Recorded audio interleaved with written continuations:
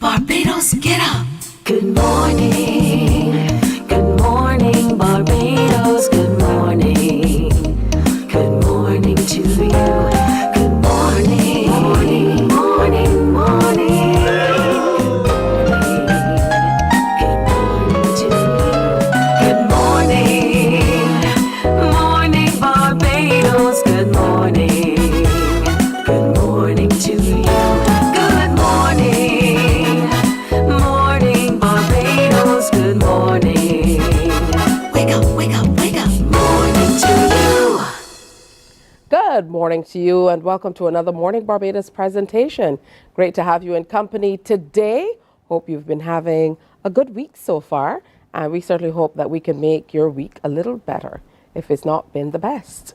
So we have to say a special good day to all the creatives all across Barbados as we celebrate Dalton Sinclair Bishop today. It is, after all, Jackie Opal Day here in Barbados. And I have just the right people coming through to talk to us about some of what will be happening a little later in the show. I'll tell you more about that later. But we also have Ambassador David Comishong joining us this morning. Good morning and welcome. Morning, Tisha. Happy Jackie Opal Day to you. Happy Jackie Opal Day to you as well. For me, we started hearing about Jackie Opal years ago, but in recent times, what we've heard about him has really been amplified, and that has made the world of difference. Barbados, the authorities in Barbados finally did the right thing. I said Jackie Opal was a forgotten musical hero, but finally Barbados is recognizing him in the way it should. And speaking from my vantage point as ambassador to CARICOM, I have to make the point that Jackie Opal is not just a Barbadian hero, he is a CARICOM hero. I mean, the work he did in Jamaica, phenomenal. Antigua, I mean, Richard Stout told me that he met Jackie in Antigua and he was like the king of Antigua.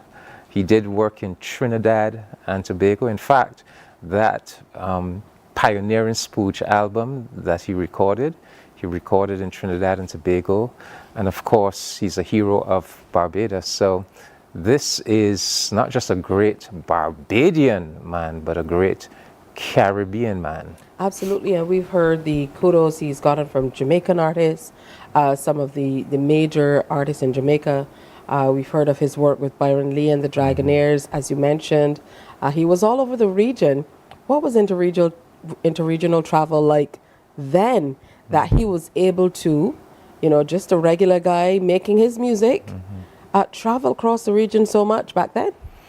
Well, I guess they found a way to make it work. As I tell people, in the 1650s, Barbados built a colony in Suriname, up the Suriname River, 2 ships a week moving from Barbados, sailing to Suriname for almost 400 years ago, So if it could be done back then, what about us now with all the modern transportation technology? So it's just a reminder that where there's a will, there's a way.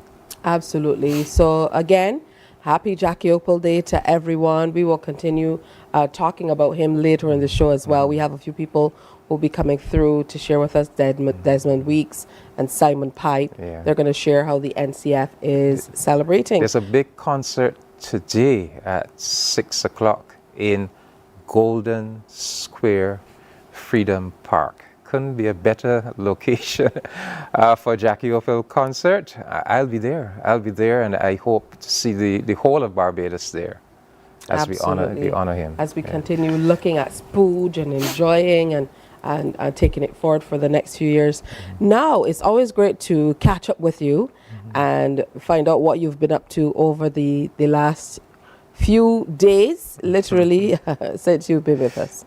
Yeah, well, my most recent travel was to Colombia, and I was invited to go to Colombia to make a presentation on the Bridgetown Initiative.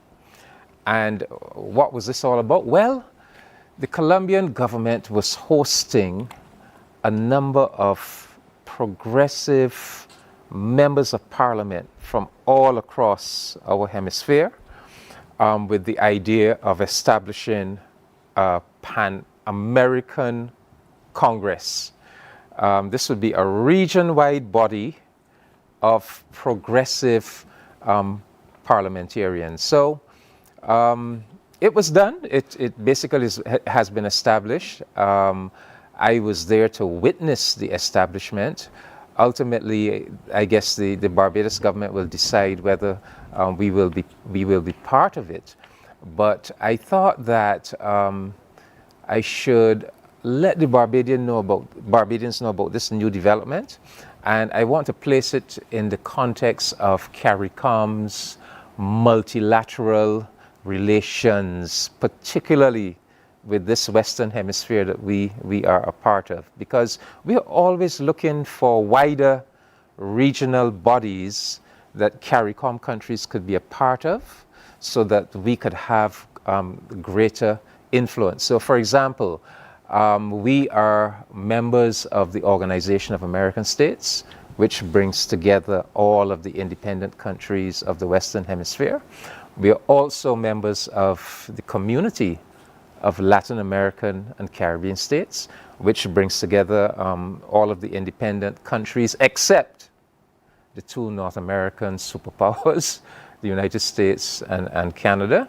And we are also a member of the Association of Caribbean States, which basically brings together all of the countries that surround the Caribbean Sea. So this new Pan-American Congress will be another opportunity for us to, in a sense, flex our collective CARICOM muscles, and to have an institution where, to the extent that we participate, we will be cultivating allies, but on this occasion, not governments, but members of parliament from all the different parliaments all across the hemisphere who have common views pertaining to democracy, pertaining to peace, pertaining to climate justice, and who could therefore work together and could push a common agenda in the parliaments and executives all across our hemisphere. What were some of the topics that they covered? And I suppose there was a little added pressure, as I think you were the only representative from CARICOM? Yes. I was the only representative from CARICOM. And sometimes our English-speaking Caribbean countries tend to get lost in these big hemispheric gatherings that are so Hispanic, Spanish-centered. And in fact, I had to admonish them, why is Barbados the only CARICOM country that has been invited? And so I took it upon myself not simply to represent Barbados, but to represent CARICOM. I told them I considered that I was there as the eyes and ears and mouth, not just of Barbados, but of CARICOM.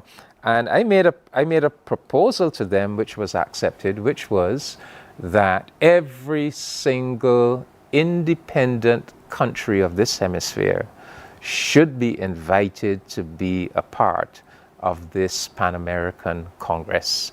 And so that was accepted. And that's important because in CARICOM we represent 14 independent member states. And so when we are a part of organizations where it is one country, one vote, it gives us, although we might be the smallest countries in the hemisphere, but that principle of one country, one vote, once we are able to maintain our CARICOM unity and operate as a bloc, it gives us a very significant amount of power in all of these multilateral organizations. So let's delve into some of what they talked about. You said generally it focused on issues of democracy, as you mentioned, peace and climate crisis, justice, and some of this, impacts us the way it will impact them, but it's a little different for them. as well. So, how did discussions go? Yeah, well, they came up with what they call the Declaration of Bogota. And basically, the Declaration of Bogota sought to outline the fundamental principles that will guide this Pan-American Congress. So, a member of parliament will only be invited to be a member of this Pan-American Congress if they subscribe to these three fundamental principles. And what are the three fundamental principles? Defend our democracy. So democracy. Forge a lasting peace. The whole idea of this hemisphere being a zone of peace.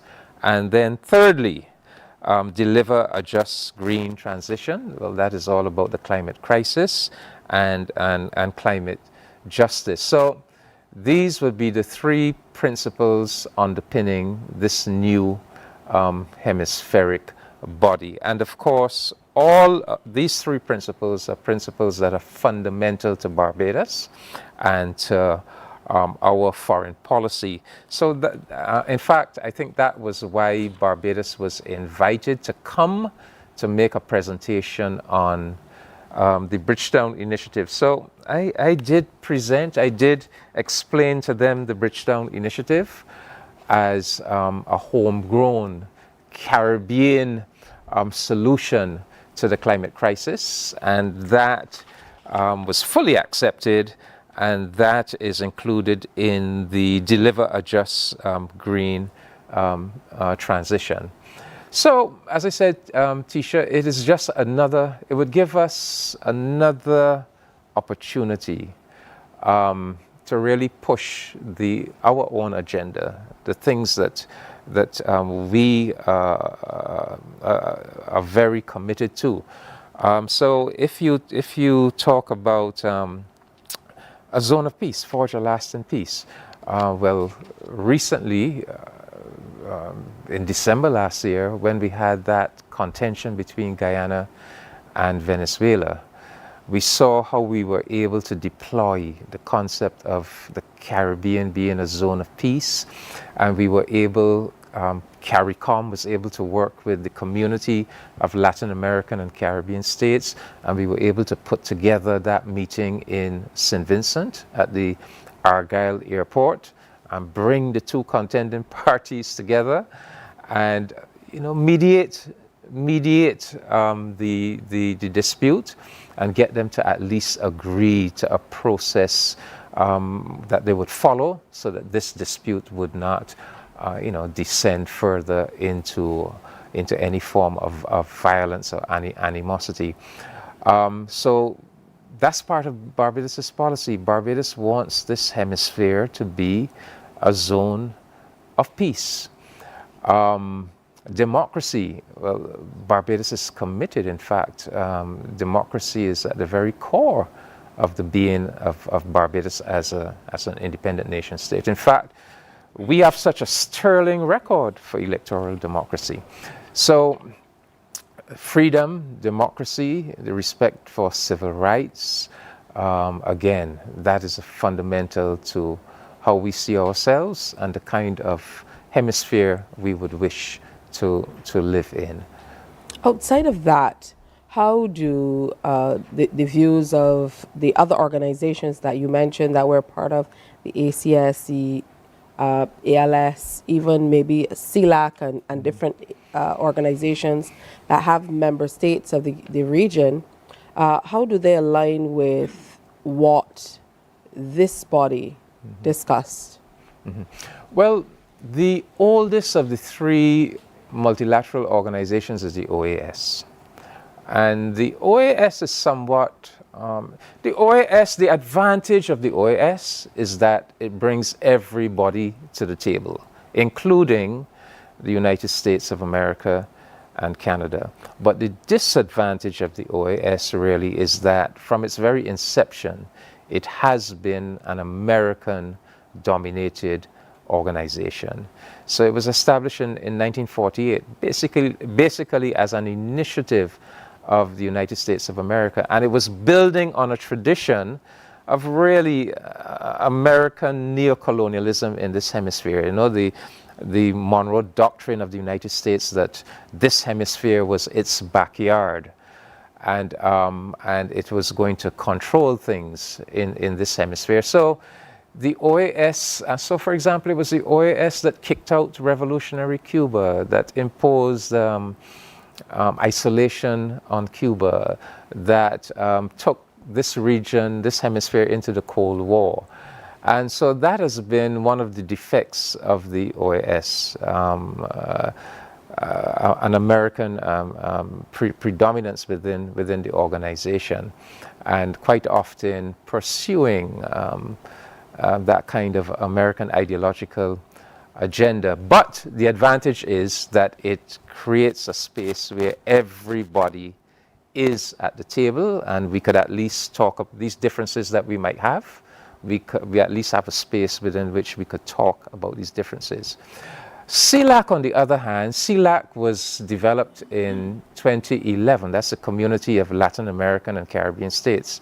And CELAC was basically the brainchild of the late Hugo Chavez, the late Fidel Castro. And CELAC was kind of developed as a counterpoint to the OAS. So you have the OAS where you have this predominant American influence. So they wanted to develop a counterpoint to that would not have within it the two North American countries, the United States of America and Canada. So CELAC is everybody else except the two of them. So CELAC provides an opportunity for the countries of the region to be able to come together to discuss an agenda without having the two big North American giants. And of course, the ACS is our CARICOM baby. In 1994, we developed the ACS. Yeah, some stark but subtle differences. We're going to take a break here on Morning Barbados and come back and continue our conversations on CARICOM. That's next. Morning, morning, morning. Good morning. Good morning to you. There is a saying, you can find a Bajan anywhere. Are you a Bajan living abroad? Or do you know of one who has migrated to another country? Well, we at Mornin Barbados would love to have you or them on our Bajan Afar segment. Share your amazing stories, experiences, and how you have adapted to a new culture. Send us an email to morninbarbados@cbc.vb, and together we will travel the world.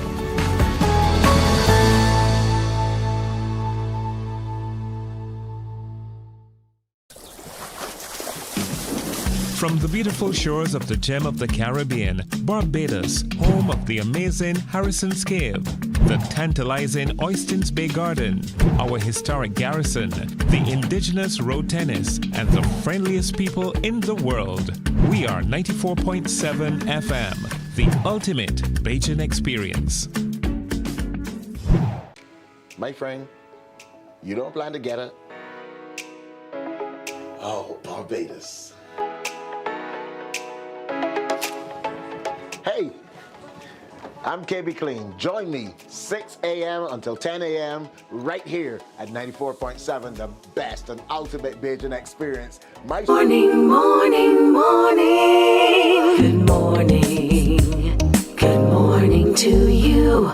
Good morning to you. It's 6:24. Ambassador Commichong is still with us as we continue to not only look at his last trip to Colombia, for a general congress of sorts, a Pan-American Congress, but also to talk a little bit about the Caribbean community.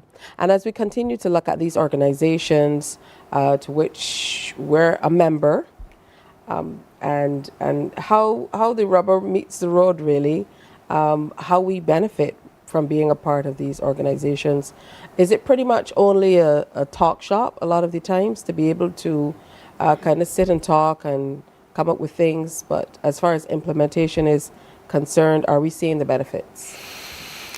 Well, CELAC, the Community of Latin American and Caribbean States, is something of a talk shop. It's a space to meet, to have political dialogue, and to try to develop common Latin American and Caribbean positions.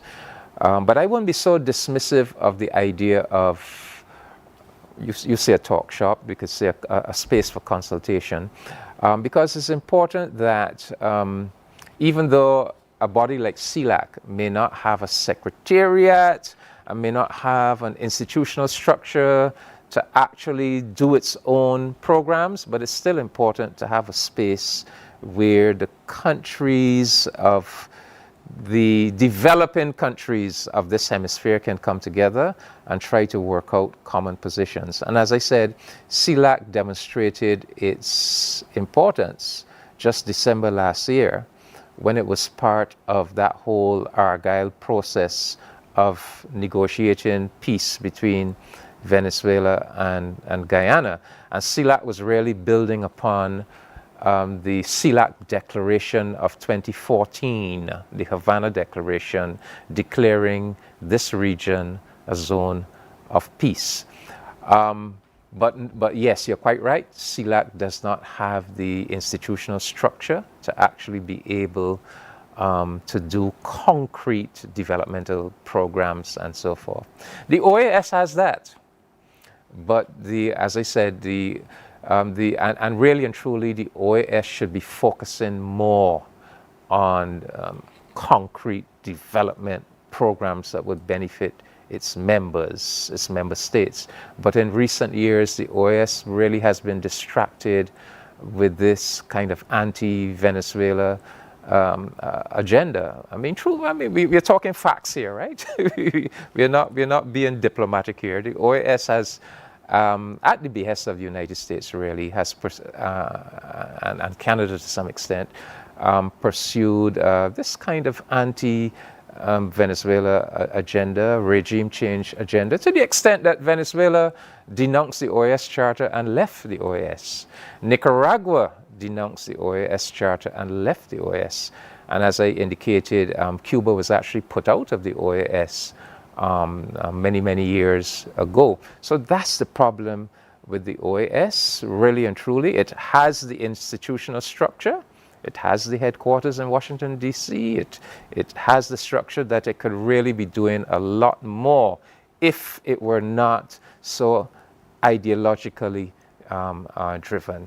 But I guess the good news is that a CARICOM member state is putting up a candidate for the position of Secretary General of the OAS next year.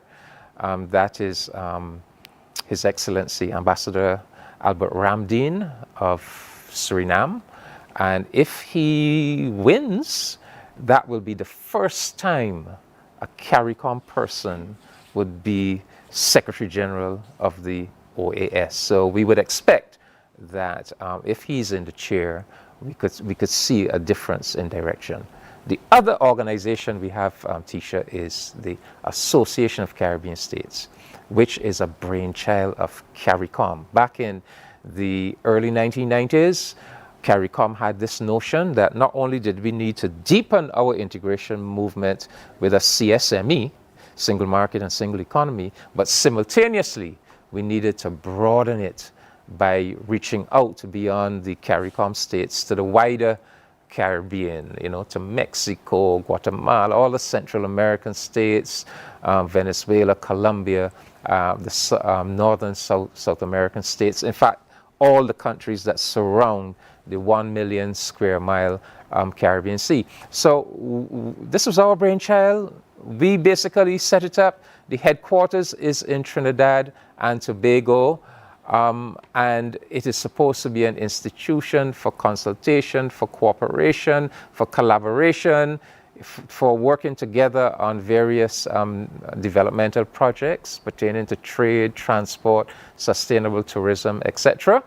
But it really has struggled to deliver on that agenda. And I think one of the reasons it has struggled is because it is really under-resourced, both in terms of human resources and in terms of financial resources. But it is an institution with a lot of potential for really pulling the greater Caribbean together and helping us to do more developmental projects together, with each other. All right. As always, want to thank you for coming in and sharing with us some conversations on CARICOM to kind of deep dive into exactly what's happening and find out a little bit more what's happening with all these plenary sessions and congresses and really behind the scenes that Caribbean people don't necessarily get to more or less be a fly on the wall Yes. to hear what's happening. So thank you, Ambassador Commichon, for sharing with us. As always, very, very informative. My pleasure, Tisha. See you in a week's time. Ambassador Commichon is Barbados Ambassador to CARICOM. It's heading quickly up to the 7 o'clock hour. It's time for another break on Morning Barbados, but we want to encourage you to stick around because we have lots more to talk about. Stay with us. Morning, morning, morning. Good morning. Good morning to you. My friend, you don't plan to get it? Oh, Barbados. Hey, I'm KB Clean. Join me 6 a.m. until 10 a.m. right here at 94.7, the best and ultimate Bajan experience. My show is called Bajan to the Bone. Don't miss it, Bajan to the Bone. Weekdays right here and only here on 94.7.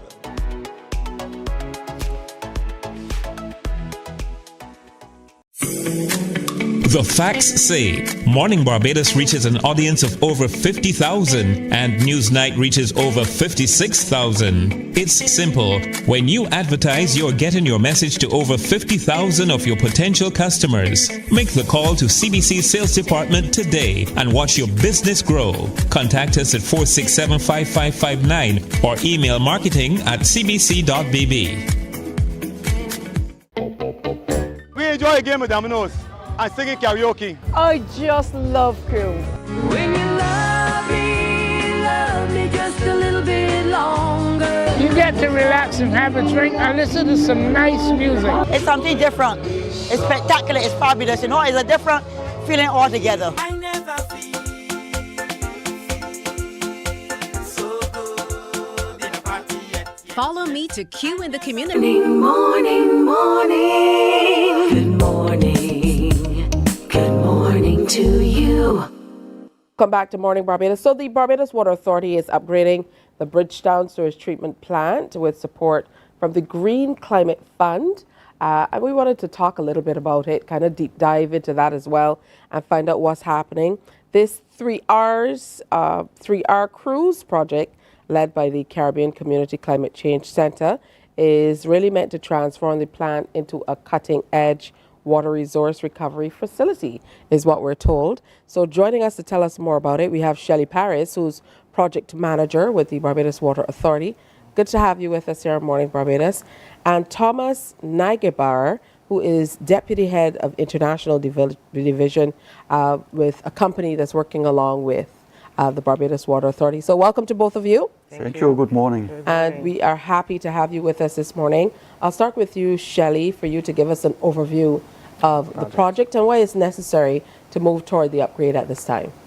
Yes, so in keeping with our climate crisis and the fact that we have decreasing levels of rainfall, harsher droughts, higher temperatures, which I think we're all very well aware of right now, the water conservation initiative in the broad sense is that we're making what would normally go out to sea as secondary treated wastewater, tertiary level treated water, which meets international standards, which can now be used for agricultural irrigation and aquifer recharge, which would then make more potable water available for the population for its regular drinking and domestic uses. So the project would have been signed into existence in November 2022 with an overall end date of May 2028, approximately 5.5 years.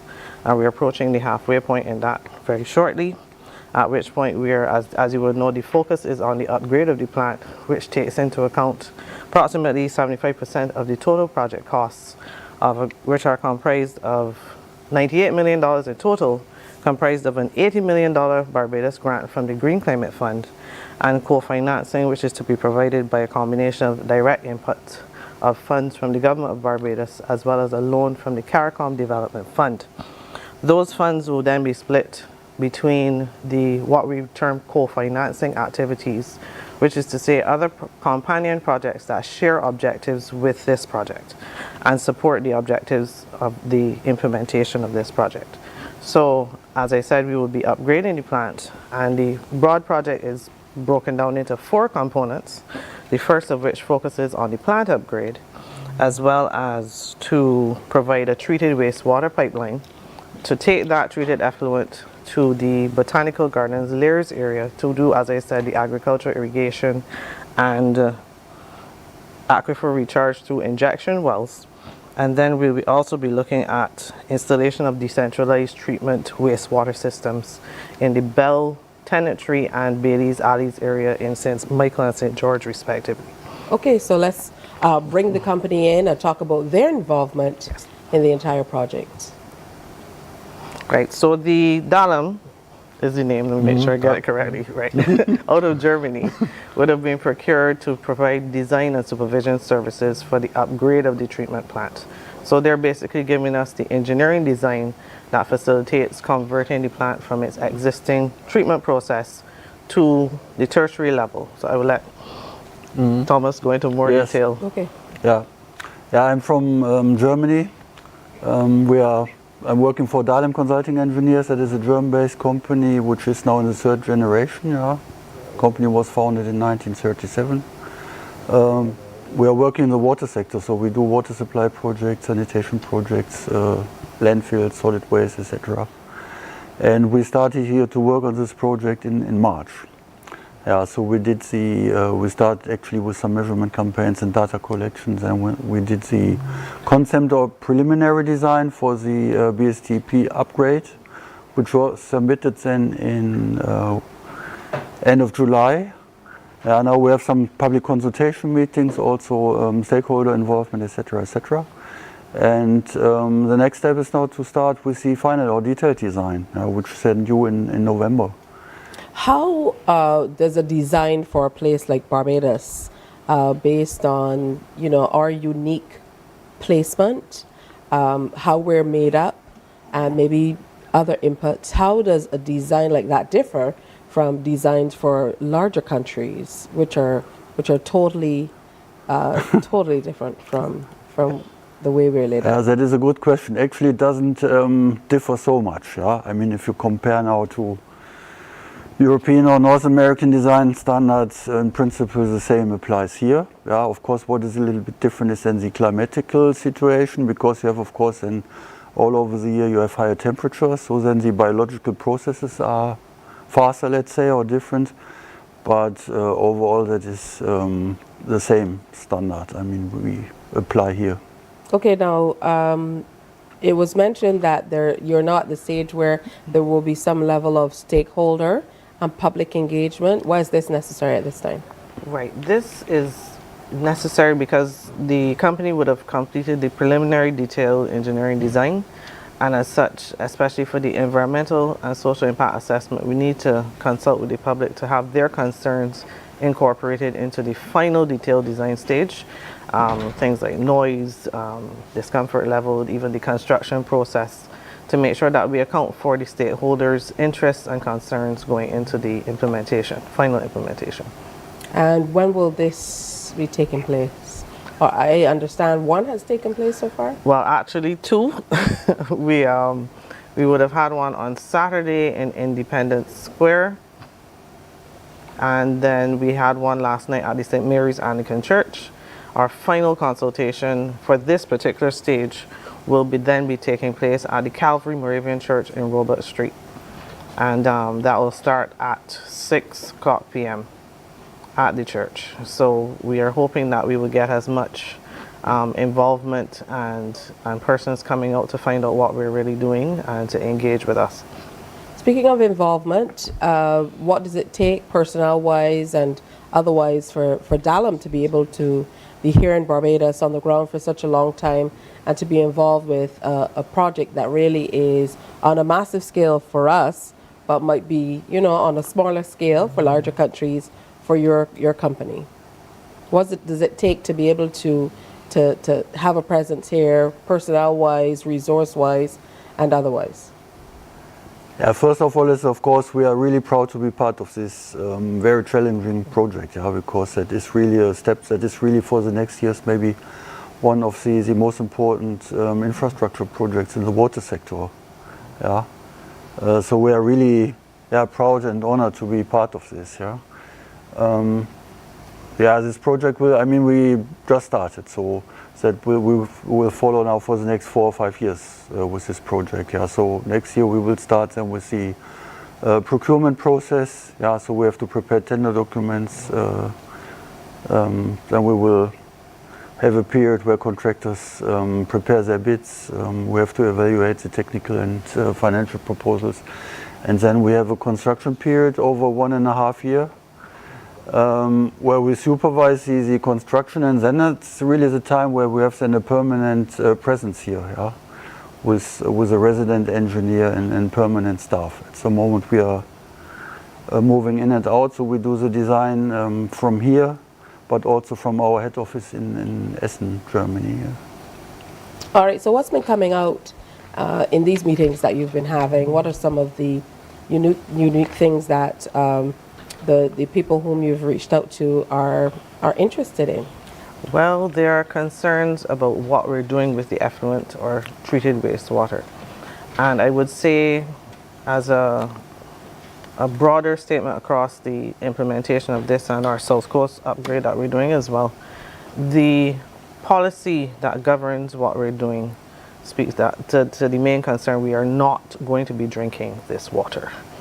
Right? It is going to be treated to the highest standard. We're adding, as I said, tertiary level, we're adding reverse osmosis of the effluent when it reaches the final stage to make sure that the quality that we're doing the reinjection of the aquifers into the areas where our public supply wells are actually operating from at the bell will not be impacted in a negative way. However, I would say that we as government, across the Barbados Water Authority, the Ministry of Health, Ministry of Environment and National Beautification, and the Ministry of Agriculture, we have a responsibility and are making preparations to have a full ventilation with the media and the public concerning this topic to allay the fears that concern this. But we know this is a cultural shift that we're doing, water conservation in general, and then this specific method to address water conservation. So we really want to allay the public fears. There will be no drinking of this water.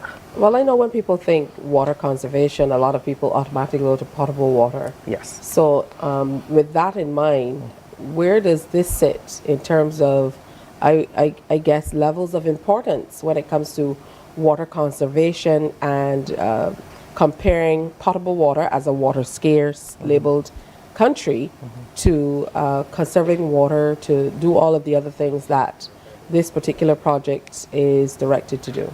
Yes, as you said, we are actually listed within the top 8 water scarce countries in the world, and as such, this is high priority for our administration, for our company, to make sure that we have plans in place to address our water supply availability going forward. So even as in one of the other components, one of the co-financing elements is the completion of a water and sanitation master plan for 30 years to address how we're going to be using this water and the other economies that will fall out from the treatment process, such as the sludge that is produced and the possibility of creating fertilizers and methane fuel. So that was one of the concerns that was raised last night. You know, what are we doing with one of the byproducts of the process?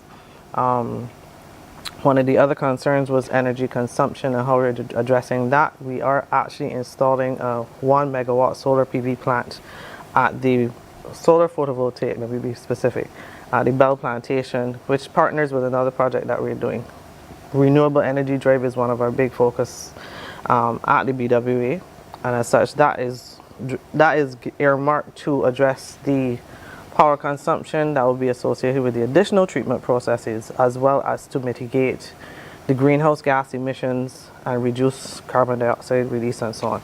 So it's a very holistic project. The other area that as we are doing the public engagement, very important to the Green Climate Fund is increasing capacity of the public and engaging with our stakeholders and making sure that they understand the water conservation message, looking at the legislative framework as well to make sure that we address all of the stakeholders going forward. All right, so you had 2 meetings already, and there's another one coming up. Let's just repeat for those viewing. At the Calvary Moravian Church at 6 p.m.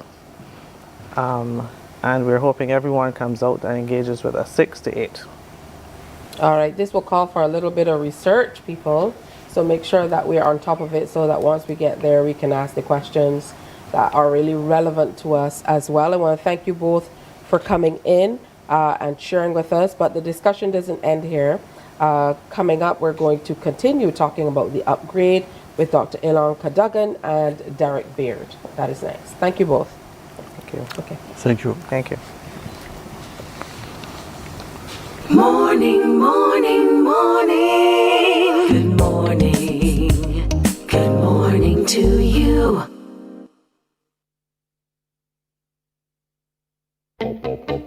We enjoy a game of dominoes and singing karaoke. I just love crew.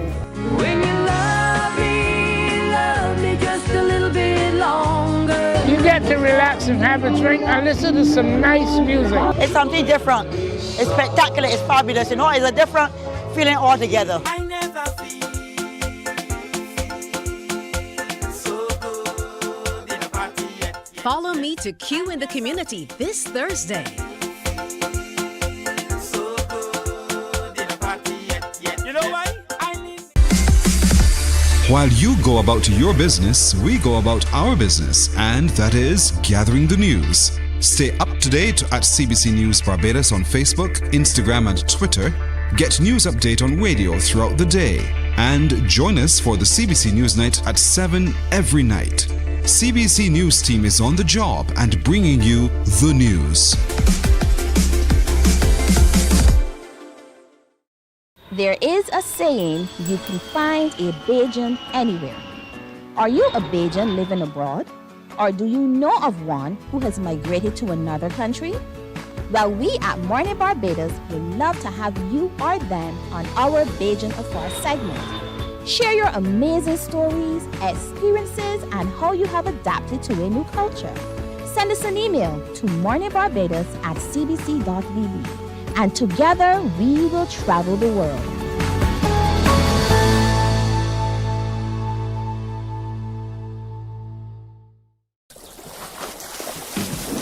From the beautiful shores of the gem of the Caribbean, Barbados, home of the amazing Harrison's Cave, the tantalizing Oystins Bay Garden, our historic garrison, the indigenous road tennis, and the friendliest people in the world. We are 94.7 FM, the ultimate Bajan experience. Morning, morning. Good morning. Good morning to you. Yes. All right. So welcome back. Just about 11 minutes to go before the 7 o'clock hour. Again, we're continuing our discussion on the upgrade of the Bridgetown Storage Treatment Plant. I remember years ago when that plant kind of came into being. Would have been many years ago when I was at school. I won't say which school, but I remember there was much discussion on what was happening, how it would change the environment, and now we're talking about an upgrade. Dr. Elon Cadogan is GCF National Project Coordinator with the 5 Cs, the Caribbean Community Climate Change Center. Derek Beard is the Principal Consultant with Technique Structure Consultants. Yes, please. Good morning, gentlemen. Good morning. Good morning. All right, good to have you with us talking a little bit more about this upgrade. Now, Dr. Cadogan, we know that your organization is playing a major role in terms of the funding of this particular project, or a portion of it.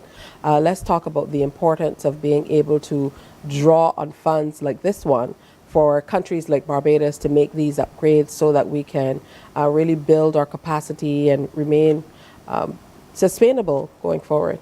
Okay, so first, the Caribbean Community Climate Change Center, or for short, the 5Cs. We are accredited to the GCF, or the Green Climate Fund.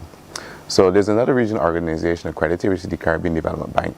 But the 5Cs, we look at grants and we help countries to, develop their projects based on their national priorities. So this project, the 3R Cruise project, Reduce, Reuse and Recycle for Climate Resilient Wastewater Systems in Barbados, is actually a part of the government's Roof to Reef program, and that's one of the national priority projects. So this is 2024, and the project was sent to the GCF board in 2022 and approved in November. So as the accredited entity, and we were able to go up to a project of a maximum size of $50 million US dollars, or 100 million Barbados dollars. So this one is just shy of 100 million Barbados dollars for the upgrades, and a portion of that, 80 million, is from the GCF as a grant to Barbados. And that is important because people realize that we can no longer ignore the negative impacts of climate change. This really is a climate change project. It's addressing the water situation in Barbados, and that's how really and truly that argument was sent to the GCF in order to receive these funds to assist and to help Barbados. All right, Mr. Baird, your involvement with the project. Right. So we are the local sub-consultants for the consultant team. We provide engineering essentially for the entire upgrade of the actual plant itself. What we're doing detailed studies of the influent of us that's coming into the actual plant itself and what is required to upgrade it. And this is obviously very important because we're not doing a willy-nilly fly-by-night review of the actual plant. We're doing a detailed engineering design that will essentially take all the factors into play and allow for the best product to Barbados, the best product delivered to Barbados and to Barbadians as an end result. So that's what's happening. What type of difference does this work make to the average person? I know that these projects would have been carried out in other places as well, but in terms of the regular Barbadian, who's the person watching, let's talk about the differences this will make to their quality of life, to the way people are able to engage, interact, just live generally. Well, my take on it is that we need to think about water in general. Obviously, people think about potable water because that's what we need to drink. But how about if we use non-potable water for non-potable purposes? Therefore, having more potable water for potable purposes. I think that is the main goal here. I'm trying to reduce that strain on our drinking water supply by reusing our reclaimed water for purposes that non-potable purposes. And I think that is the real message here. Like, how does it impact me as a normal or general Barbadian member of the public? What does this mean? This means that there's more water available to drink at the end of the day. Not that we're drawing on the potable services, or we're saying that to use this water to drink, but by not using the potable water for non-potable purposes, you therefore have a little bit more. And we must understand that there is no new water. There's no water coming from anywhere else on Earth. So we need to reuse what we have. All right. Terms like reclaimed water, are going to be very new terms to many people. Yes. But if we think about it in real terms, we come out and we see our neighbors with their hoses and they're wetting the plants and they're washing down the driveways and we're cleaning the cars and things like that. So if we're able to use water that, is this reclaimed water that we are, the idea of it is growing on us, then as you mentioned, we have more water for us to be able to consume. Correct. Which is the gist of what you were saying. So just to get a hold of that. In terms of Mr. Beard, what your company is working on, how important is structure? Because I heard you talk about, all the areas that you really have to delve into to get it right. What are some of the things that could possibly impact communities or people generally in the area if you don't have this engineering structure right? We know through the years we've heard of there being maybe foul smells coming from the plant itself and so on. Is your work aimed at reducing some of this and making the plant generally better all around in that regard? Yeah, so thanks for asking that important question. It is a complex project. It's not an easy project. It's a very complex project, and we have the experts of the Germans, Dahlem, in collaboration with ourselves to essentially provide the best product. So things like, for example, the actual secondary treatment, which is the existing plant capacity, we're going to upgrade that to tertiary treatment, where we're going to have additional processes and improved processes that essentially helps to eliminate things like odor and smell. Those are things that we're going to definitely bring on board as part of this project. And it's multifaceted. It has many different aspects of the job itself. But ultimately, we're going to have a better quality product water. We're going to have a better functioning plant. We have an increased capacity of the plant itself, so we're going to increase from the current size to a larger capacity to essentially account for the future. So we're thinking not just today or tomorrow. We're thinking 20 years from now of having an increased capacity that allows for increased connections from other parts of Bridgetown, and also in the development of Bridgetown. So we're looking at many different aspects of the job, and it is complex. The site itself is complex in terms of the actual site conditions, and actually the actual treatment, the actual process we're looking at is also complex. That's why we need to be working very collaboratively with our German team, our German collaborators, to make sure we provide the best product possible to Barbados. And of course, we heard him talk a little earlier about there being a 1.5 year construction period. Yes, please. Can we delve into that a little bit more? I know to be able to, as our project manager said as well, get the water from where it is up to the bell will take some effort. So in terms of displacement, engineering will come into play where that is concerned as well, being able to kind of navigate the space and get to where we need to be. Yes. How will this impact Barbadians based on the digging? I know we heard the noise and so on, and the length of time that it will take.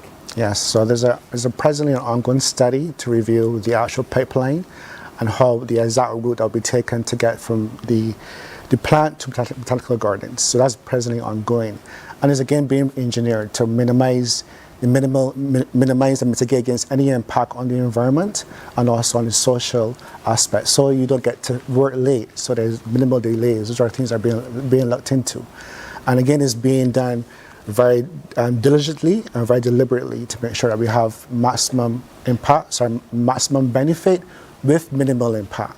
So we have the best of both worlds. So yes, that's what's happening. And Dr. Cadogan, we hear a lot about these organizations that work not only here in Barbados, but have connections around the globe and work across the Caribbean as well. What type of involvement what type of involvement do we see from maybe the 5 C's post the grant that you would have given, the funding that you would have been able to work with us to garner? How are you involved with the project throughout the life cycle of the project? Okay, so in terms of the physical offices or physical locations, the headquarters of the GCF or the Green Climate Fund is in South Korea, Songdo, and the regional institution, the 5 C's, that is in headquarters in Belize.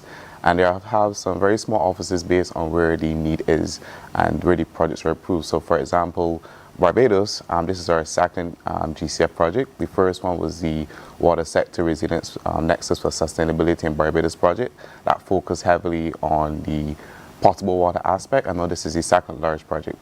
So basically it just depends on, I'm going to say this, the ambition of the country, the ideas that come from the country. A lot of the projects have to be country driven and country owned. And I find that in Barbados there's a lot of ownership for the projects because as a regional organization, we have a foot in the door in terms of talking to the countries, but we also need countries to bring their ideas, let us know, what is on their national program, their national agenda. And I think that Barbados having the Roof to Reef program and also part of the Bridgetown initiative is very, very strong. And utilizing the information and the concepts that are brought by the countries, we're able to do a lot more work. So if there is that, Barbados has another idea of another project, then that is where the step will then be taken, the next steps. But for right now, when the project comes to an end, whichever sector is, ready to go for next GCF project, we'll be there for them as well. All right, well, good stuff. Again, conversation starters, absolutely, because we can have a program in and of itself talking about this stuff. Yes. So many questions are swirling around in my head, but kind of to be able to pull it together so people understand that we need to get out and ask some questions about how it will impact us generally and what we must do to make it work. Because if we do all of this and then we're still using the potable water to do everything else, then it makes no sense. So we definitely need to get out to the town hall meeting that's coming up and ask our questions and find out a little bit more. We will do our part here at the CBC to try to keep you informed as well, but it's important to hear your voices. So come out and be a part of it. Thank you again, gentlemen, for coming in and sharing with us. Thank you very And we'll much. continue talking with the BWA and all of the other entities that have a part in this project that really will be going on for the next few years. So we have to be mindful of that as well. It's time for a break. When we come back, we're going to update you on today's news. Morning, morning. Good morning. Good morning to you. From the beautiful shores of the gem of the Caribbean, Barbados, home of the amazing Harrison's Cave, the tantalizing Oistins Bay Garden, our historic garrison, the indigenous road tennis, and the friendliest people in the world. We are 94.7 FM, the ultimate Bajan experience. My friend, you don't plan to get it? Oh, Barbados. Hey, I'm KB Clean. Join me 6 a.m. until 10 a.m. right here at 94.7, the best and ultimate Bajan experience. My show is called Bajan to the Bone. Don't miss it, Bajan to the Bone. Weekdays right here and only here on 94.7.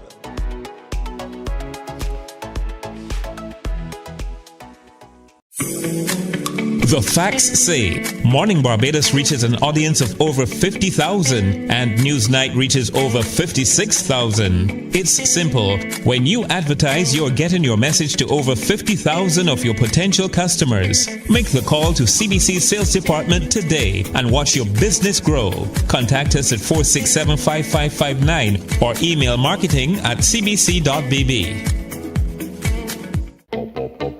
We enjoy a game with dominoes and singing karaoke. I just love crew.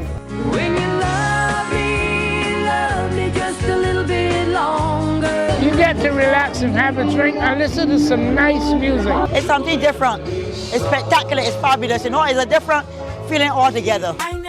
Morning, morning, morning. Good morning. Good morning to you. Just about 5 minutes now after 7 o'clock.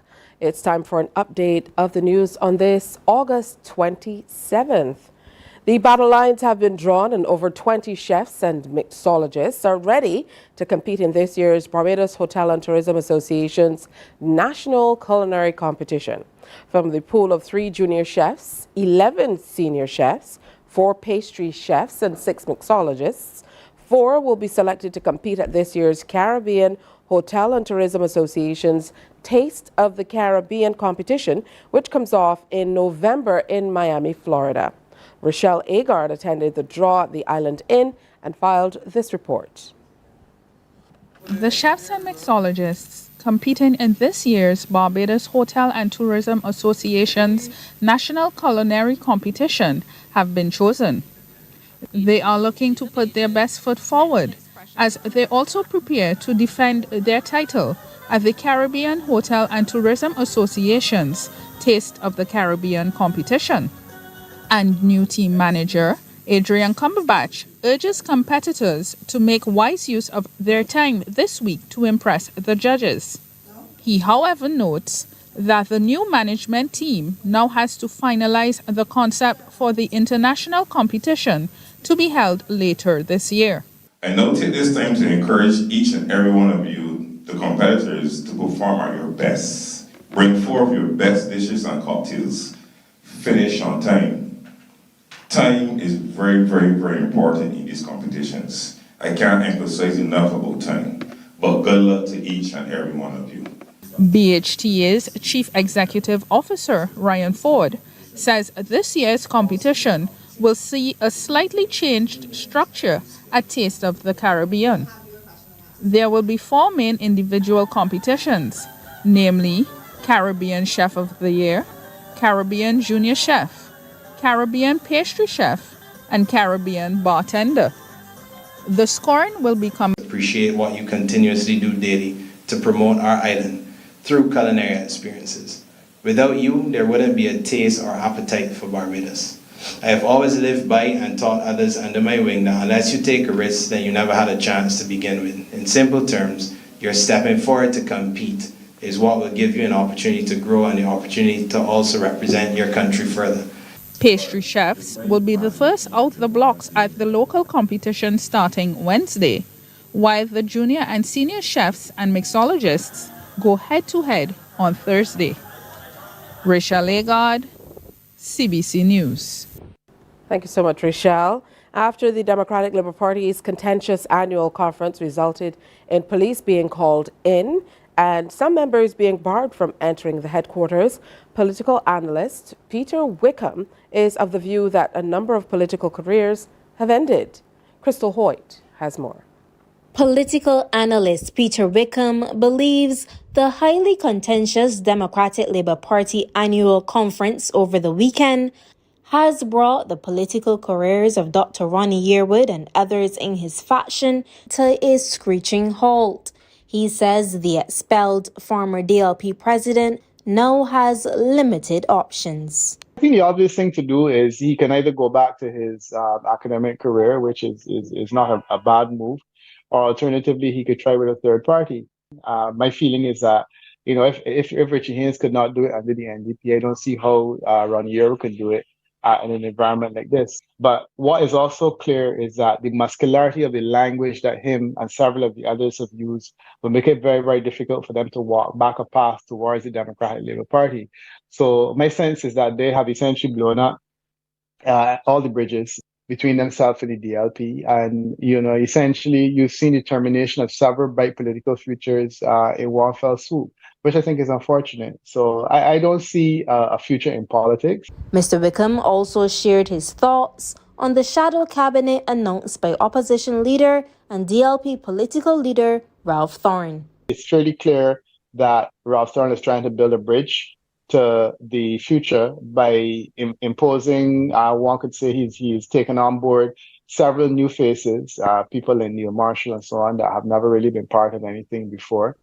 But he also has some of the old faces, the old guard, and I see them as a bridge. So the Richard Seelys, the David Eswicks, both of whom I don't believe should run for seats, but clearly he wants to rely on their expertise to some extent. The political analyst says he's intrigued to know who will replace Senator Tricia Watson, who was removed by Mr. Thorne after serving in the upper house for only 6 months. Crystal Hoyt, CBC News.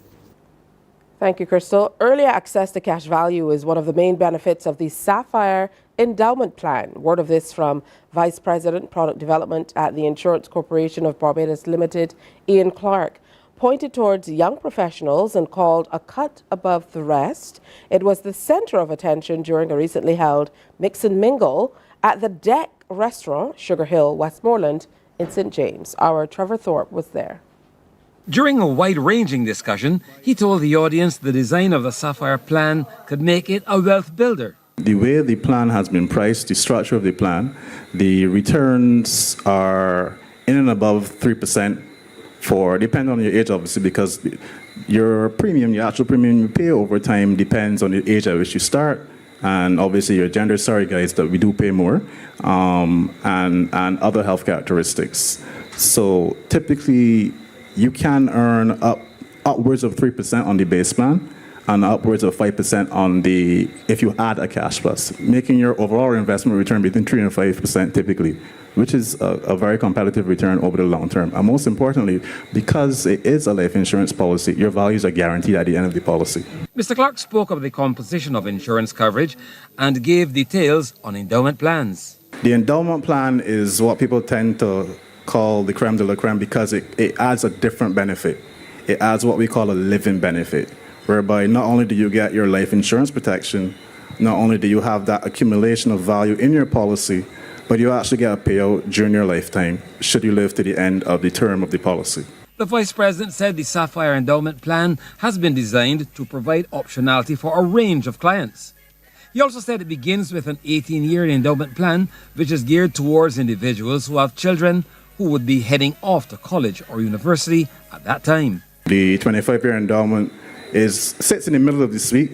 Basically, it has a range of uses. So, for example, thinking about kids again, if you have a child who's going to university and is coming out of university and you want to give them a gift to start a business, for example, to build a house, that is the one for you. And also for individuals who are looking for retirement planning over a 25-year period, in our nice range, our age range that we discussed earlier, and you want to retire early, you can pick up a 25-year endowment and look to have that pot of money at the end of that term, which allows you to travel the world, for example. The senior insurance official said the Sapphire Endowment Plan can unlock dreams.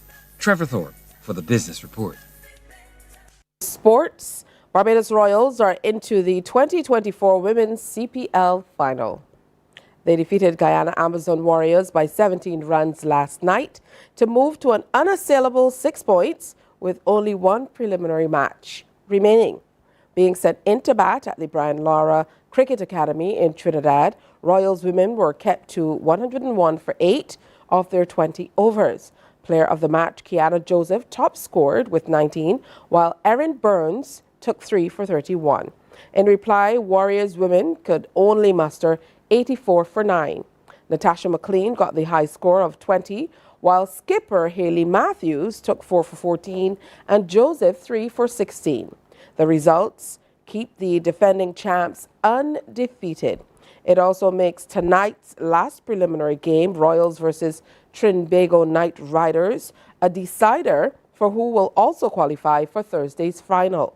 Warriors and Knight Riders are tied on 2 points, with Warriors having a superior net run rate. Now, if the Royals win, then Warriors advance to the final. But if the Knight Riders win, they'll move to 4 points and qualify as the second place team.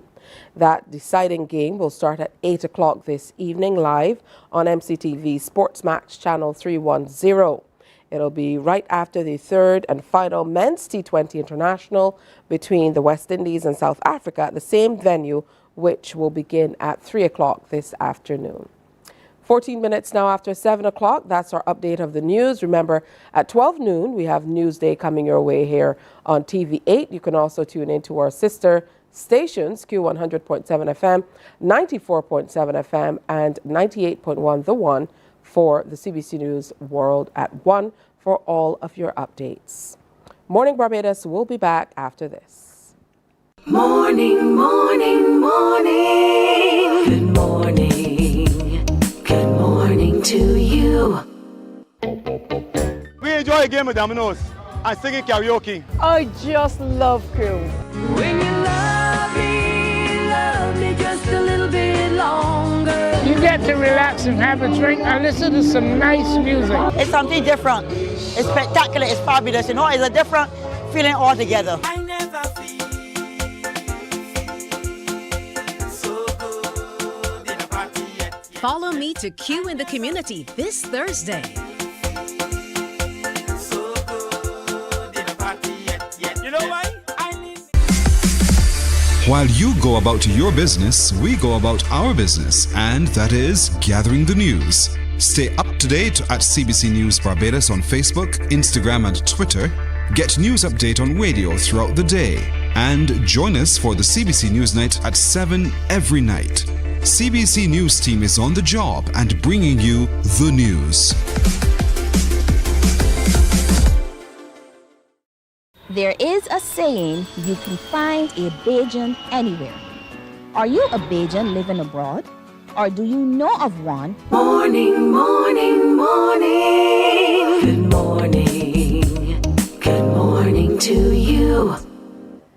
All right, welcome back to Morning Barbados. Just doing some catching up.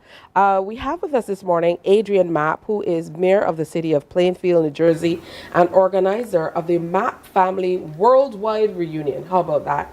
Of course, we had in the news over the past few days the work they've been doing in the St. Philip area as well, cleaning up and just being wonderful citizens. So welcome, Mr. Adrian Mapp. Good to have you back home. Thank you. It's always a great pleasure to be home in Barbados. All right, so talk to me a little bit about the Mapp family, first of all, and how you've been able to keep in contact through the years to the extent that you're now home together for a reunion and really taking on some of the challenges that our environment is seeing.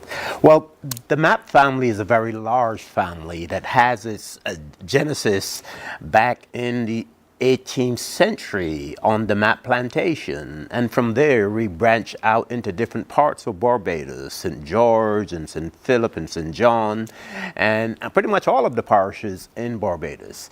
And so it's a very large family, and we thought it necessary for us to come together as a family from all across the world, whether it's in Canada, the United States, Trinidad and Tobago, and the many different parts of the world that we are now living. We felt it necessary to come home to our great island nation and to be a part of what is happening here by embarking on this project, which led us to Foul Bay, where about 40 of us came together on the beach and just decided we had to give back and had to do something to help our nation. And especially in these environmentally challenging times, we thought it fitting and necessary for us to contribute in some small way to the island nation that gives so much to us. Why Foul Bay? Foul Bay is in St. Philip, as you know, and we needed to do a project somewhere. And because of the connections with one of the organizers, my cousin Karen Mapp, and her having reached out to Deval Greenwich about 2 or 3 years ago, as well as the familiarity with the Minister of Agriculture, the Honorable Indall Ware, the project that we chose happened to be Foul Bay St. Philip, where a lot of maps originated in St. Philip. All right. How long did it take for you to be able to bring all of the relatives together, and how many of you are here on island for the reunion? It took a couple of years for us to reach out across the globe and to assemble all of the many members of the Mapp family that are now living in different parts of the world. And about 50 to 55 came in from overseas to be a part of this reunion. But when you add the ones that are still living here on the island, I would say it was about a total of 75 of us who came together and who will be together again today at a family picnic that will be at Brandon's Beach. Oh, good stuff, Brandon's Beach, a good place to be. You know, I'm kind of straddled between the two places. Live in St. Philip now, but I grew up in the St. Michael Black Rock area, so I know how good it is to be on Brandon's Beach. Now, if we're looking back at, you mentioned that a lot of you started on the plantation and kind of moved out and branched out and moved on, moved away from the country and so on. We're looking at maybe 4 or 5 generations of Mapps. How do you keep that contact going? Is it these days a lot of people say they have WhatsApp groups, but I mean through the years where communication wasn't as readily available to us as it is now, how were you able to kind of keep in contact with each other to this extent? Well, WhatsApp is a great tool that allows us to communicate in so many different ways. And that was one of the tools that we used to reach out and to connect with family members, as well as email. And so it was fairly easy, quite frankly. And with the leadership of Karen, who's a great organizer, we were able to reach out and touch different family members in Barbados, in Canada, in the United States. And as a result of this technological age that we are now living in, it wasn't very difficult for us to assemble so many members of the MAP family. And you know, although it all started here on this great island of Barbados, you would be amazed at where the MAPs are today. There are MAPs in Trinidad, in Panama. So help me map the maps. Yes, in terms of where you started and where you've been able to go. You yourself are not based in Barbados, and I was kind of reminiscing on a documentary I did a few years ago called Big City Dreams about Barbadians who immigrated to the New York City area and the general area. And I know you were a part of it, where we mentioned, you know, all that you've been able to accomplish as a Barbadian in the U.S. and so on. So let's map the maps. Yeah, in terms of who left first, how things went, who followed. Always interesting to hear how Barbadians kind of spread out across the globe.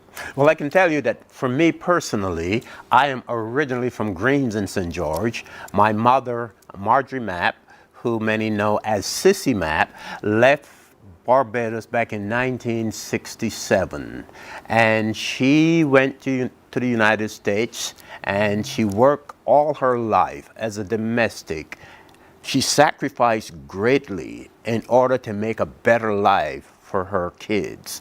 And she just sent for a couple of us at a time, and we all, with the exception of my oldest sister, we all made our way to New York, and from New York to New Jersey and to other parts of the United States. How old were you when you went? I was 21 years old when I left Barbados. I worked at the Barbados Marketing Corporation, and I left in December of 1977, went to Queens, New York, lived there for a year and a half, and then I made my way across the border from New York into New Jersey, and I have been living in Plainfield since 1979, so for a very long time. And so in that period of time, I was able to get involved in the political, social, and different activities, you know, within New Jersey. And as a result, I've been able to make significant contributions and have been elected for the third and historic term as mayor of the city of Plainfield. Yeah, what drove your interest in politics, and most certainly in the U.S.? You know, I woke up one Sunday morning and I didn't like the conditions around me in my city of Plainfield. And I knew the political leaders of the day. And I felt that I could do a better job than those that were in office at the time. And so I took the plunge. I decided I would run for office. And I ran the first time as an independent, not having a great familiarity with the political processes at the time. And in launching that political effort with some friends who were pretty much, most of them were from whether Barbados, Trinidad, Jamaica, and we just took the plunge and I got involved. And as a result of my involvement, I was able to build a network of individuals who shared a common interest with me, wanting to see better in my city of Plainfield. And that's how it really got started. From that small beginning, I wanted to make a difference. All right, so you guys immigrated because you followed Mom, Sissy, to the New York City area. Outside of the UK, New York City is the largest amount of Barbadians who immigrated out of the country. So where are some of the other places that the maps spread out across the map? A lot of maps are in Canada. A lot of maps are in the UK. I have an uncle, Keith Mapp, who still lives in London. And so we are primarily in Canada, the United States, and in the UK. Oh, that's beautiful stuff. Who are some of the maps in Barbados that we would recognize? Are there any popular maps? Have any of the maps here in Barbados gone into politics too? Well, I am sure you would have been familiar with Ronald Mapp, the late Ronald Mapp. We have the highway named after him. We have the roundabout named after him. So I would say Ronald Mapp is someone that many people are familiar with, as well as R.A. Mapp Groceries, which was at the corner of Eagle Hall, which is now a rotisserie joint. Hello, it's not a rotisserie joint. That is Maps. Hello.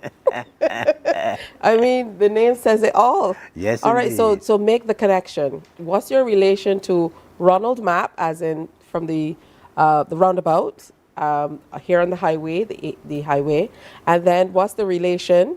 Chart the course. So, Ronald Mapp is a distant relative of mine. And as we know, I guess politics are in the blood, given the fact that he was a politician. So we are probably about 2 or 3 generations removed. Okay. But R.A. Mapp, who a lot of people know and who was the father of journalist Tony Bess. R.A. Mapp was a very well-known Mapp at the corner of Eagle Hall, who had a shop there for many, many decades, and he is probably one of the most famous of the Mapps in Barbados. I think he is the most famous of the Mapps in Barbados. Maps chicken, of course. All right, so it's good to see you, Mayor Mapp, and it's good to hear about the Mapp lineage. Yes. It's wonderful that you're back home together and doing great things for your community. And you haven't just moved away, but you certainly are reaching back and enjoying Barbados and sharing as well. Absolutely. Big cleanup. And the picnic is at Brandon's today. I can just imagine what the Mapps are going to do to make sure that you guys enjoy yourselves. So, you know, an entire roster of events for the Mapps to enjoy. When do you head off? We return, my wife and I, on Saturday night. Our 2 daughters, son-in-law, and grandkids will be leaving on Saturday morning. All right. Well, I hope you have a great time. Don't be a stranger. Thank you. Stay on the map. Yes, indeed. No pun intended. I will stay on the map and we'll keep mapping a course forward, helping our island nation of Barbados. I mapped that. That didn't make any sense, but I had to say something. All right, so a special good morning to the entire Mapp family. And, you know, wonderful to hear of these reunions. Everybody's making a connection to the Caribbean. So it's great to see generations of Barbadians coming home, keeping the message of Barbados and keeping Barbados, our heritage, alive with generations of Barbadians who are not necessarily born here, but, you know, who are part of our heritage as well. It's very, very important because research shows that by the 2nd generation, a lot of young people don't know much about the countries that their migrant parents would have come from. So it's wonderful to keep this going. So maybe this is your incentive to have a reunion. Who knows? I'll be telling you about the Heinz reunion soon. All right, time for a break, but stay with us. Time is growing slim, but there's lots more coming. Thank you. Morning, morning, morning. Good morning. Good morning to you.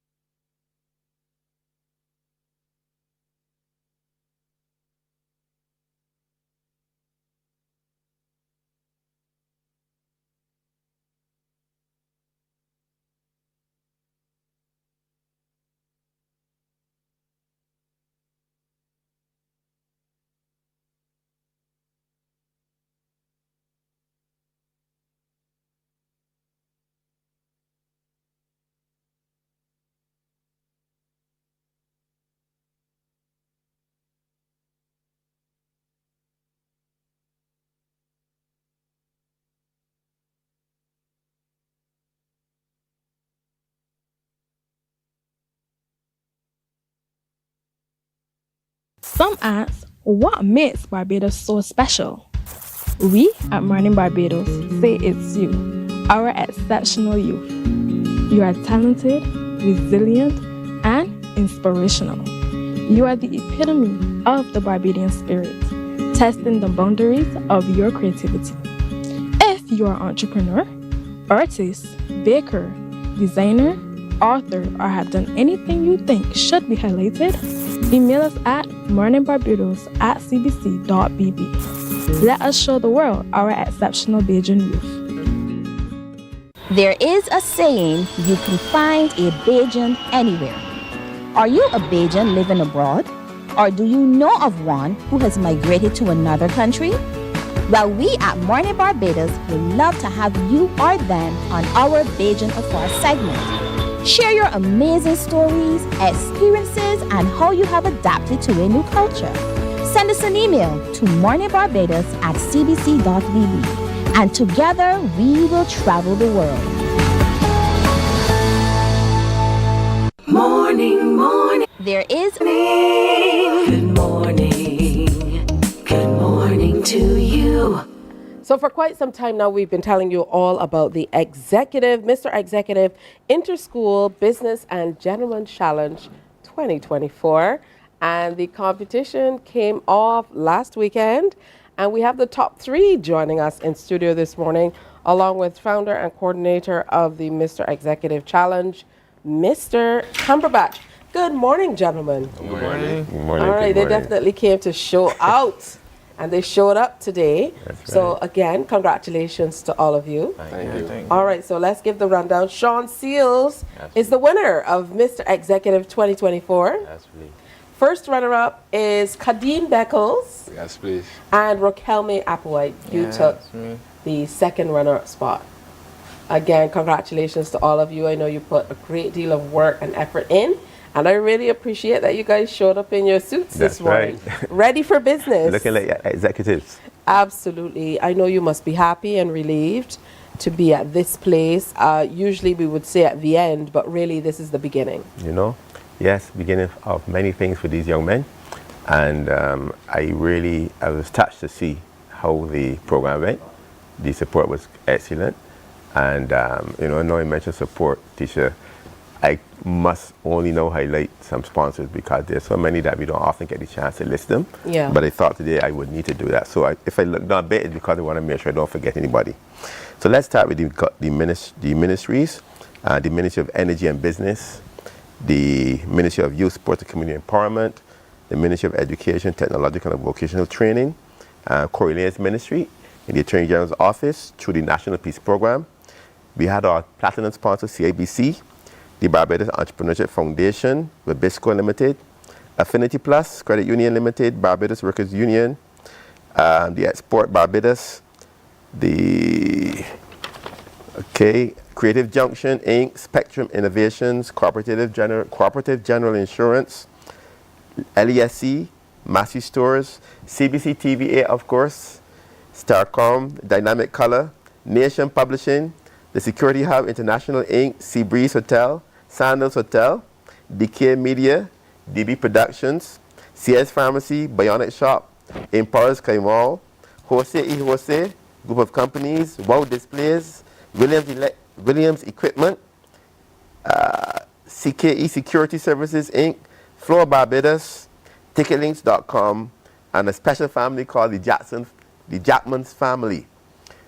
These persons put together a wonderful package for these young men, and I must highlight our judges. The judges were excellent. Ms. Christina Brown, Ms. Deborah King, Mr. Troy Holder, Mr. Jeffrey Newton, Mr. Anton Lovell, and of course all the parents and the teachers who were involved. We really salute you. Great job. Absolutely. So let's say a resounding all together thank you. That's right. Yeah, thank you to everybody. It's important. That's right. And, you know, sitting here listening to you go down that list, it reminds us that in order to take care of our children, it truly takes a village. That's right. It truly takes a community. It takes a whole host of people. You listed so many people from so many different areas and sectors who have all contributed to this beginning. That's right. Not this end, this beginning. Now, Pearson came into my office yesterday, and he really enjoyed the show. He said that you guys did a phenomenal job. We look forward to seeing it all on TV 8. But until such time, let me talk to you, Raquel. May tell me about your experience on the night of the show. The experience was fun, actually. It was very fast-paced. I know you guys may not have seen it, but we were backstage, like, rushing. It was fun. Like, it was so, like, cool to see everybody aspect of things, how the date went, how the business pitch went. And these, you know, it was fun to see the crowd shouting, cheering on, who they came and support, and the parents smiling, you know, proud. It was just a proud moment overall. Oh, that's beautiful. What do you think was your strongest area? Strongest, I would say the pitch, but I don't know. But, business pitch. Yeah. What was your business pitch about? Because I know you guys were holding close. You didn't even tell me what the business pitches were about. Yeah, that was secret. Mine was like sustainable business. We transform. It's not real. It's an actual business. So the persons that are watching, investors, if you see it, don't do it. Everyone do it first, please. It's actually a feasible business. It's turning sargassum seaweed into like an actual plastic bag, and sugarcane pulp into like biodegradable packaging. All right, so we have to make sure that you can pitch this to some people who can make a difference. What about you, Kadeem? What was the night like for you? Well, as Raquel said, it was extremely fast-paced. And before, it was very nerve-wracking. I remember Sean and I were talking about it. We were saying it feels like we were going out on a football pitch and, you know, just in front of a stadium with a bunch of people. But as soon as you went up on stage, all the nerves just went away, and it was just an amazing feeling. Seeing your family out in the crowd and other people cheering you on that are not even family, but, you know, maybe supporting who was your competition in the night, but, you know, still cheering you on. It was a really great feeling, and the night altogether, it was actually very successful. Everyone went in there, put their best foot forward, and we see who came out on top. Good stuff. Now, for you, what do you think was your best area? Ooh, that was very difficult to say because there were some technical difficulties with some areas, but I would say I feel like the date was a very strong point for me, and maybe the modeling, maybe. All right, good stuff. And of course, you represented for Alexandra and SMS. Yes, please. Both schools. And Raquel represented for the Lodge School. And the guy who came out on top, Mr. Sean Seals, represented for Ellerslie. Alexandra also. And Alexandra as well. Let me tell you, Alexandra had to have not one hand, but two in this thing. Your impression of the night? Well, when I got there, I was nervous. My first time on stage, I was trembling, but I couldn't show it. So I just executed what I learned. And the whole night, it was fast-paced, as the guy said. Rushing, changing clothes, and getting back on stage. But overall, the support from family, friends, teachers is what made the difference. Is what made it better. That's it. Listen, y'all listening? The support from family and friends makes all the difference. Mr. Cumberbatch, I know that you've been trying to kind of reinforce this forever. You know that. Yeah. You know that. Because, of course, and then you know that you always mention this, and that is we are not so happy with the direction that some of our young men have taken, unfortunately, within the society. But if we are so concerned, the only way we can show the other direction is by highlighting those persons who are doing the positive things. Yeah. So you see why support is important. So not just support within the school setting and the sponsors, but the average person in society. Because if these boys can do what they've done and motivate other young men who may be a little diverted, and they can come back on track, you as a citizen, you can feel safe. Sean, if we rewind time, if we could, and you even before you heard about the competition or, you know, decided to enter the competition, if you looked on and saw this version of you all back then, would you be surprised? A bit, but this is not my first time in a competition. 7 years ago, I was into African Awareness Project when I was in primary school. But I like the change that I am now. I feel like I'm a better person. That's wonderful stuff. What about you, Kadeem? I will honestly be very impressed with myself for even making it this far and making it top 3. Yeah, with would have definitely impressed myself. Same with you, Raquel, man? Yeah, I would have definitely been impressed. I would have probably looked about like, yo, that's you there, look. But I would have definitely been impressed because I see myself like being like more grateful, more confident, you know, and less, you know, when you're younger, you're more prone to be more entitled to things, and the maturity is definitely grow throughout the challenge and the experience. So I would have definitely been proud of myself. Oh, entitlement is one of those words we hear a lot with this generation, a sense of entitlement. But what I see in all three of you, and I saw it in the other guys as well, a sense of mindfulness. Yeah. And that's really important about your community based on the projects. You know, being kind of very, very close to, or holding close to your chest the business pitches that you're doing, and really wanting to pursue them and represent for your family and friends and schools, and that's what makes all the difference. Man bless you, Mr. Cumberbatch. You continue, even though you say you're retired, you continue to do so much for young people across Barbados. I remember working with you in the early days on the math. Yes. Yeah, trying to get young people you know, a little closer to doing well in math and so on as well. How did it make you feel? I mean, while you're in the throes of things for the show, it must have been like, let's get this done. I want it to come off seamlessly. But post all of that, sitting here with these young men who are saying that they're seeing better versions of themselves, more mature versions of themselves, it must be very pleasing for you. You feel like a proud parent. Yeah. I'm not their parents, of course, but you get to become so close to them that you feel that kind of relationship. But yeah, sitting there last Sunday night, honestly, the chills came to my body to see where these guys came from and to see the support that they were getting. I feel proud to be, and honored really, to be in a position where I could assist in this kind of program. And I just want to encourage the other young men in other schools. In fact, some schools have said we got to be in that next year. Yes. Right? So I want to encourage them to get on board. We don't have a lot of time between the one and the other, because we normally start our promotions in November. So that would tell you there's a lot of time lapse in between there. But I'm honored and I'm happy. All right, good stuff. Again, for you, Mr.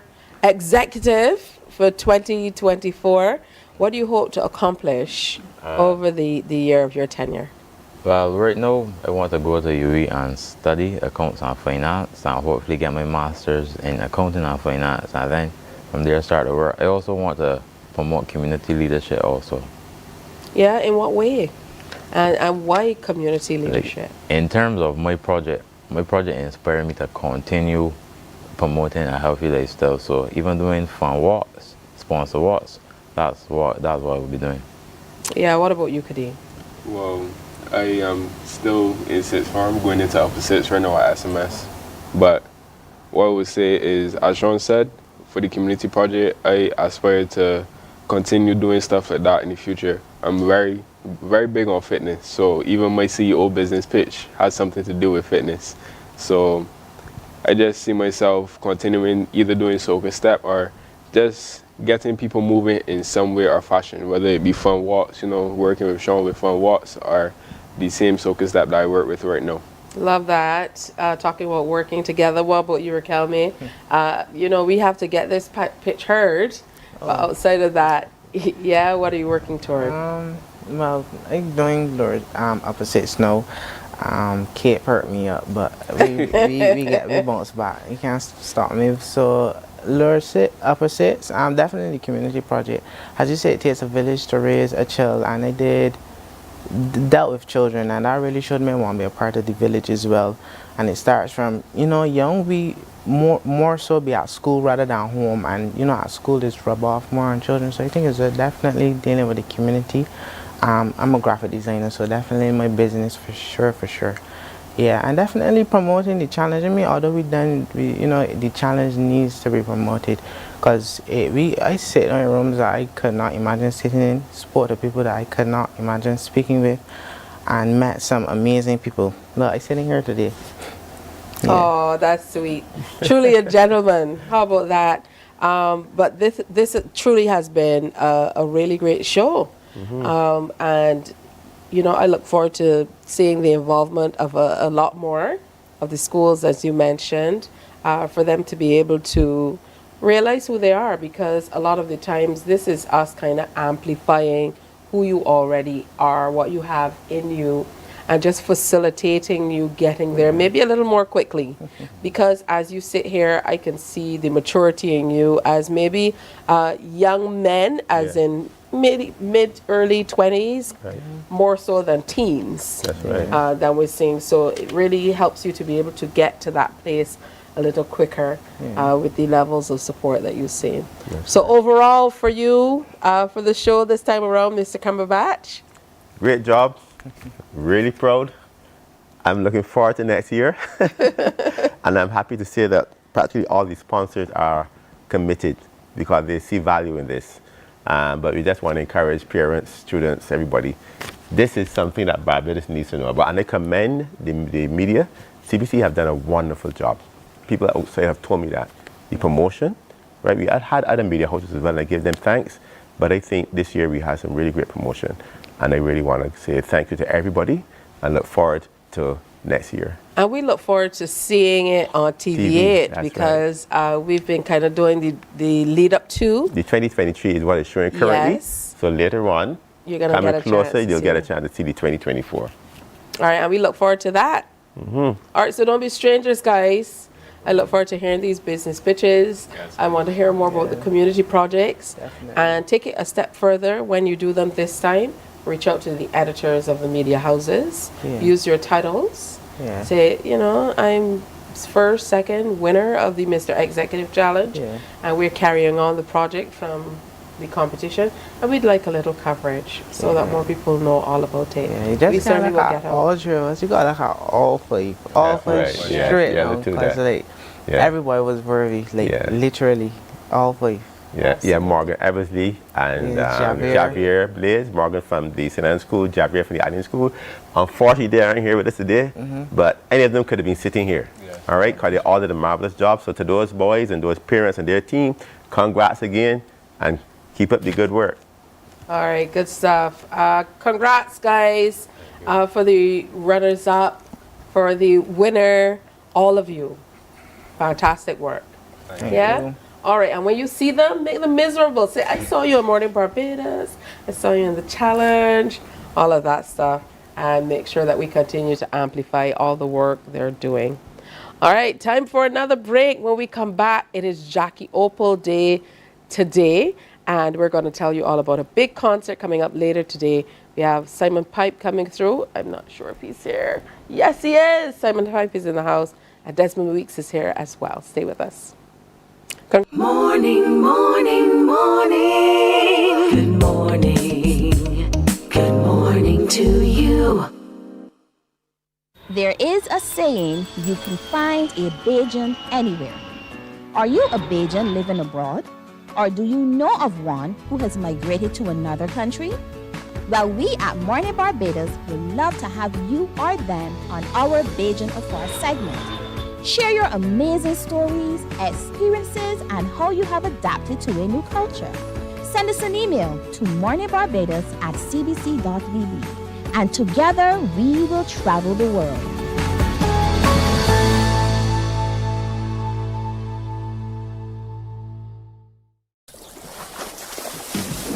From the beautiful shores of the gem of the Caribbean, Barbados, home of the amazing Harrison's Cave, the tantalizing Oystins Bay Garden, our historic garrison, the indigenous road tennis, and the friendliest people in the world.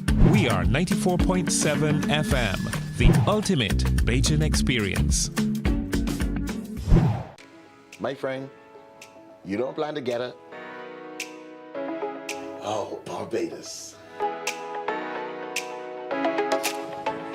Hey, I'm KB Clean. Join me 6 a.m. until 10 a.m. right here at 94.7, the best and ultimate Bajan experience. My show is called Bajan to the Bone.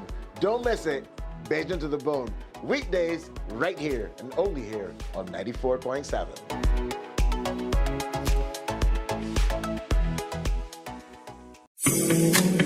The facts say Morning Barbados reaches an audience of over 50,000 and Newsnight reaches over 56,000. It's simple. When you advertise, you're getting your message to over 50,000 of your potential customers. Make the call to CBC Sales Department today and watch your business grow. Contact us at 467-5559 or email marketing@cbc.bb. We enjoy a game of dominoes and singing karaoke. I just love crew. When you love me just a little bit long. Morning, morning, morning. Good morning. Good morning to you. All right, it's always good to catch up with old friends. Stress on the old. Simon Pipe is here and Desmond Weeks is here as well. Good morning, gentlemen. How are you doing? I'm good. How are you? Were you saying? That used to be the greeting when, you know, back in the day, that was the thing. That was his spoon greeting. Yeah, will you say, I say nay? It had nothing to do with the conversation, really. Everything to do with what was going on. Yeah. You know, that was our what's up. What's up? All right, so you're here to tell us what's up, Desmond. You know, you are one of these faces that is synonymous with spooge music through your involvement over the years with, you know, Zorro and Foul and, you know, just the iconic music that you guys made helped to continue a legacy really that was started by Jackie Opal. Yeah. Thanks, morning to everybody. Good morning. And I'm proud to know that I came up at that time with Jackie Opal, who created the heartbeat of Barbados where music is concerned, you know. And Jackie Opal was such a great singer. He was a good friend. He was a representative. Because let me tell you something, Jackie Opal, if you sing somewhere and the promoter don't pay you, Jackie Opal will go for it, pay these men. You know, so Jackie Opal loved the other entertainers and so on. But what I'm saying now is that without Jackie Opal, we would not have a beat that we can go up against Jamaica, Trinidad, and all of those. Because when Jamaica had from Blue Beat, they had the ska, you know, rock steady and came right through. Trinidad was soca and calypso and so on. Jackie Opal saw that Barbados had nothing at that time. We used to be copiers. So Jackie Opal, in my opinion, Jackie Opal said that, let me create something for Barbados. That we can call our own. Now, Simon, you're one of these people who is charged with carrying it on. And in a different way, maybe not the traditional spooge that we've seen of the past, but that means that it continues to grow. After all, that's how we got to reggae and dancehall music, because the music continued to grow. That's how we got to Kaiso and Bashment Soca from Calypso. So you are the future of these indigenous beats. Yeah, well, I mean, I'm honored to be here with Desmond, and we were chatting a little bit backstage, and I was just saying, like the way that I took in spooge music was much later. Obviously, he would have been immersed in it in its early days, and for me, I remember actually watching CBC as a little kid and hearing, like Cassius Clay, his music videos, and we'd have some, you'd hear the music. But it was really around like 2014, 2015, I started working with Adrian Green and DJ Simmons. We had a project called Iron Pipe, and it was fusing spooge, tuck, and spoken word. So anything Barbadian traditional, And that was when I really started to listen to spooge music from the perspective of how can I produce this. And yeah, it was an exciting experiment for me to really dive into this music that Desmond would have been, immersed in from a young person. My take on it would obviously be a little bit different. So yeah, it's been an enjoyable journey. Oh, that's beautiful. This evening we celebrate him. We've been doing that of late, and that's meant a great deal to a lot of people. But it also means that it keeps his legacy going. It keeps his name out there.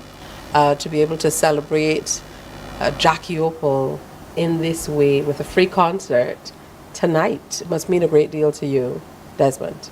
Oh yes, to know that Jackie Opal's name is still out there. And the beautiful thing about it is that the young people now that is in entertainment, they are involved in this Spoosh concert this evening. You know, it thrills my heart to see that the young people are getting together now and they are doing it, which we wanted for a long, long time, you know.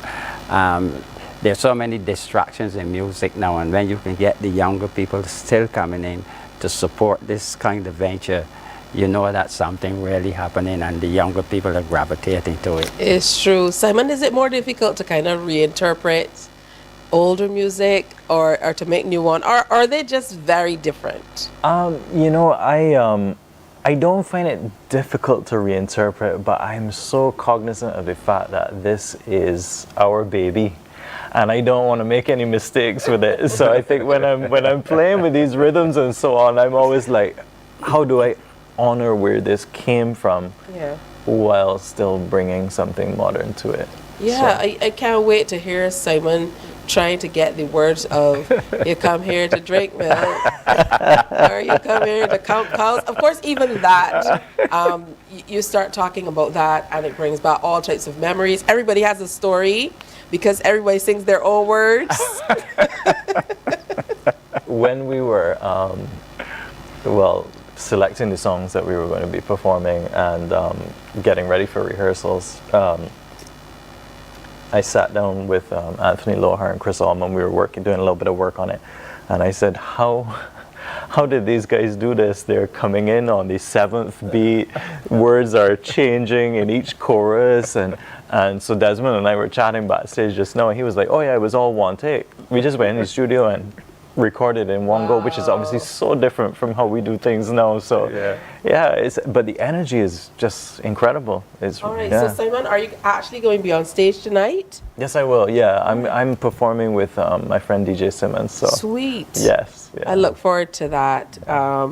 You know, some throwbacks from the early days. You know, reinterpreting some of the songs that we came to know and love. And will you be on stage as well? Oh yes, I'll be there. Your favorite place to be? Oh yes, and let me tell you something. The band is super. You can't believe that these young people could play Spoosh so sweet. I mean, I felt so nice.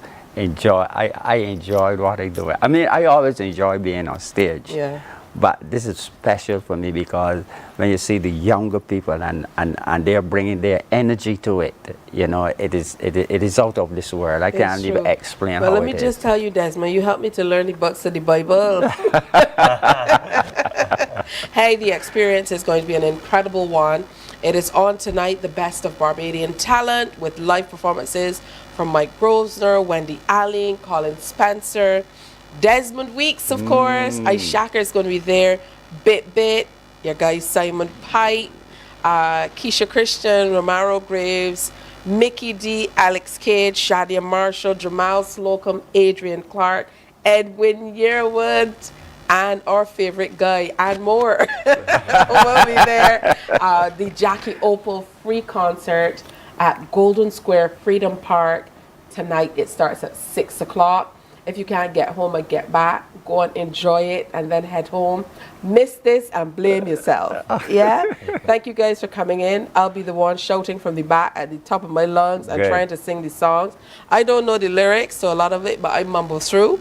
So I look forward to the reinterpretation of some of the biggest Spoosh songs throughout the years. And then, of course, I look forward to hearing some of the classics as well from the guys. Yeah. Yeah? All right, so look out for these guys tonight. I'll see you at Golden Square. It's time for a break. But when we come back, we wrap today's show, so stay with us. No use of you coming on your bending knee. You've done me wrong, and I can't hear your plea. You know, girl,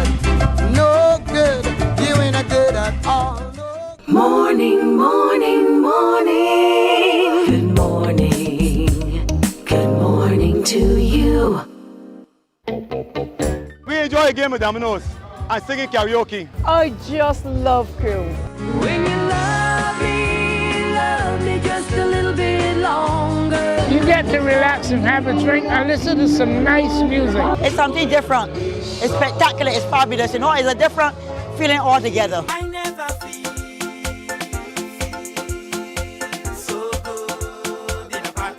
Follow me to Q in the Community this Thursday.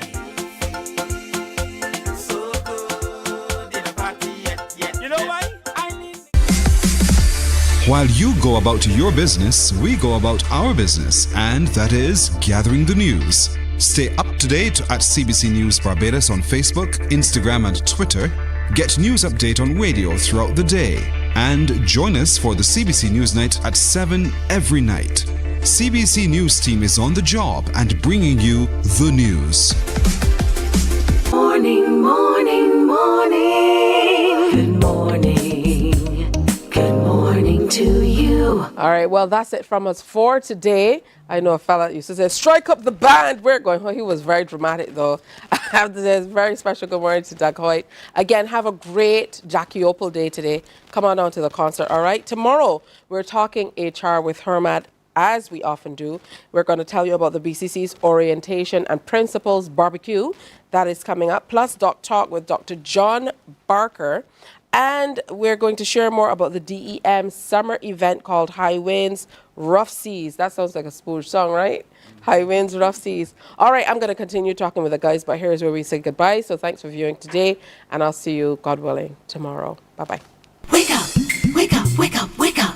Barbados, get up. Good morning.